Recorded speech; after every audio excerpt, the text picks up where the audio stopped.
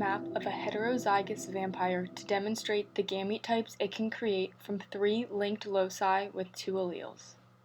The traits we will be looking at are long fangs and short fangs, red eyes and yellow eyes, and pointy ears and round ears.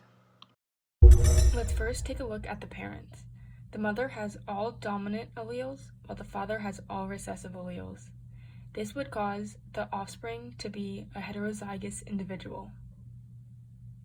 Here's the heterozygous individual created from the previous 2 parents.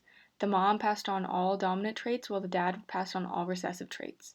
The coefficient of coincidence is 0.92. There are 14.5 centimorgans between the first and second allele and 12 centimorgans between the second and third allele. If a double crossover were to occur, there are 2 genotypes that could be created: a dominant F with a recessive E and a dominant P, or a recessive F with a dominant E and a recessive P. On the bottom right, you can see the phenotypes that would be created from these genotypes. Now let's calculate the chance of a double crossover. You multiply the chance of a crossover between the first and second alleles, which is 0.145, times the chance of a crossover between the second and third alleles, which is 0.12, multiplied by the coefficient of coincidence, which is 0.92. When multiplied by 100, it tells you there's a 1.6% chance of a double crossover. If you divide this number by 2, it'll tell you the percent chance of each individual genotype.